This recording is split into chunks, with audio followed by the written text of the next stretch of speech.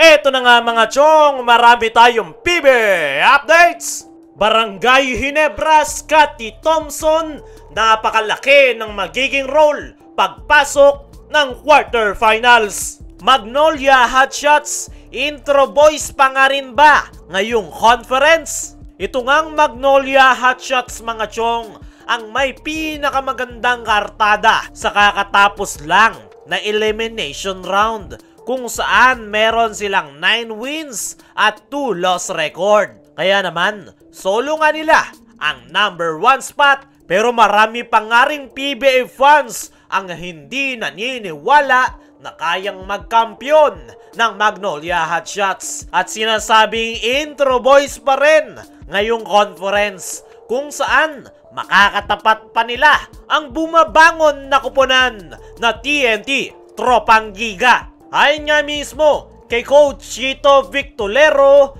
ay playoffs is a different season. Alam nga raw ni Chito Victolero at ng kanyang mga players na iba ang elimination round sa PBA playoffs.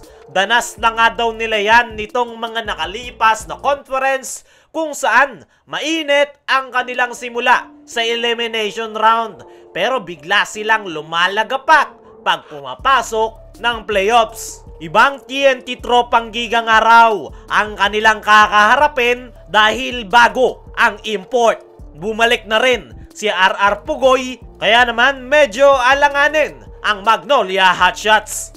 Ayon pa rin kay Chito Victolero, ay pinractice na nga daw nila yung mga kinakailangan nilang adjustment sa paparating na playoffs. At focus nga daw nila ngayon ay ang TNT Tropang Giga. Para sa akin mga chong, ay ang Magnolia Hotshots at TNT Tropang Giga ang pinakadikit na laban ngayong quarterfinals. Kahit saang anggulo tignan, ay hindi ito magiging madali para sa kupunan ni Chito Victolero na Magnolia Hotshots. At tignan na lang natin pagpasok ng quarterfinals kung magiging intro boys pa rin ba ang Magnolia o mapuputol na nila ang sumpa. Dumako naman tayo dito sa kabilang balita.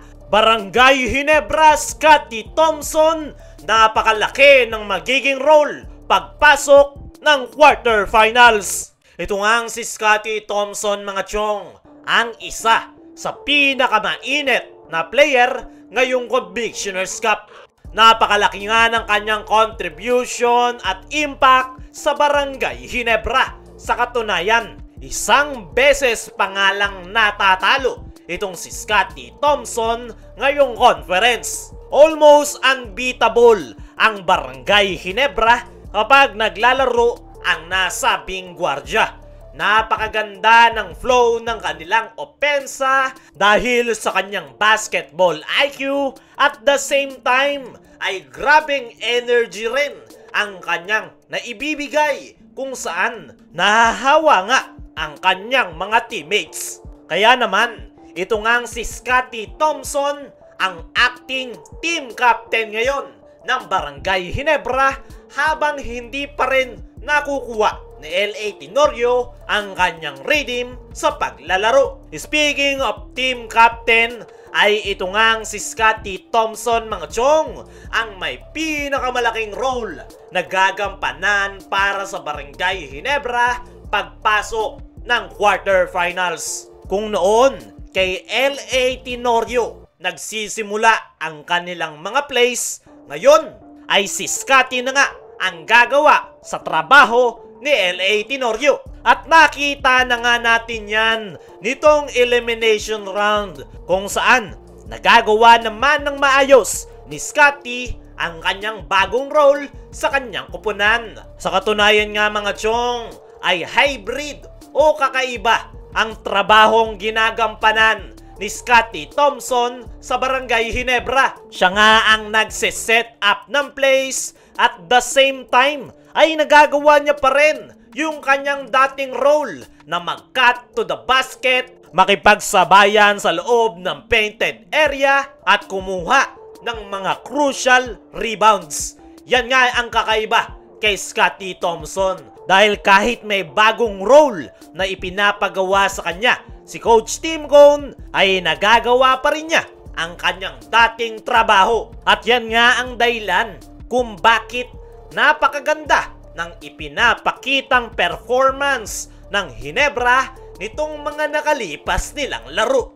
Ayon pa nga sa mga source ay meron ngang mga ilalabas na bagong plays si Coach Tim Cone pagpasok ng quarterfinals. At malaking porsyento nga ng bagong plays na yan ni Coach Tim Cone ay involved si Scottie Thompson. Kaya naman si Scottie nga daw yung pinaka-importanteng player ngayon ni Coach Tim Cone pagpasok ng PBA playoffs. At naniniwala ako mga chong na kaya niyang magampanan ang bagong role na ibinigay sa kanya ng Barangay Ginebra coaching staff. Dahil kasalukuyan na nga siyang nasa prime ng kanyang laro. At yan nga ang tinetake advantage ngayon ni Coach Tim Cone. Para sa akin mga chong ay bagay talaga kay Scottie Thompson ang kanyang pagiging acting team captain ng Barangay Ginebra. Nandun yung connection niya sa kanyang mga teammates at sa Ginebra coaching staff. At habang nandyan si Scottie Thompson ay paniguradong malayo ang mararating ng kanyang koponan at hindi malabong madepensahan nila ang kanilang kampyonato.